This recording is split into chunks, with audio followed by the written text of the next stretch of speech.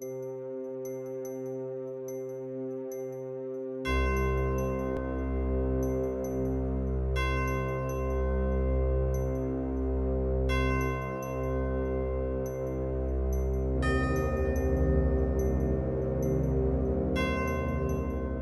I mean, I think that's the question that we have this year to answer. Do we have the political will?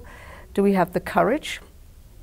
Certainly it's a moral imperative, but we know that morals have gone out the window, core values have been lost, human rights are daily being flouted, so that's not the question we have. It's the political leadership and the courage individually to do what is right by children who haven't yet been born or those who are, and you hope that they see a future.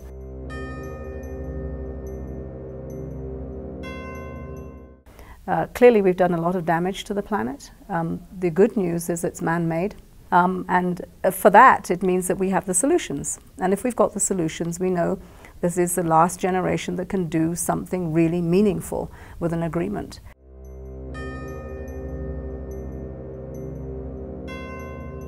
We talked about a people-centered agenda, but it has to be people and planet. And the planet will exist long after us. It's about whether we, are ready to protect it, maybe in our own self-interest.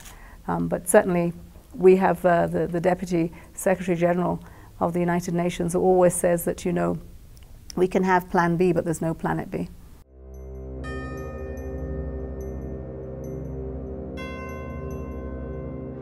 When you take away someone's dignity, there's just absolutely nothing else that they have.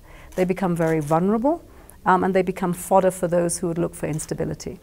And I think that this is, really important when we look at issues of poverty, when we look at issues of inequality, a lack of access to just basic rights of health, of education.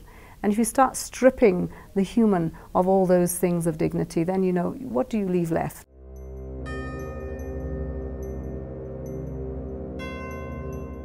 And when I look at the peace dividend that you're looking for, if it is to be sustainable, it is more than the political commitment of the president of this country.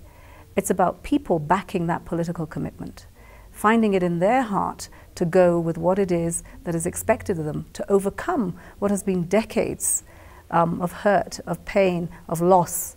Inequality is going to be a really big issue for you. It is for this region, it is for other parts of the world.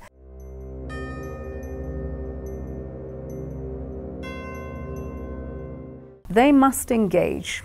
They're the torchbearers of this agenda.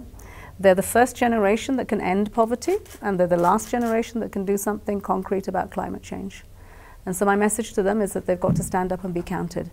Don't wait to be asked. It's your future. Step forward.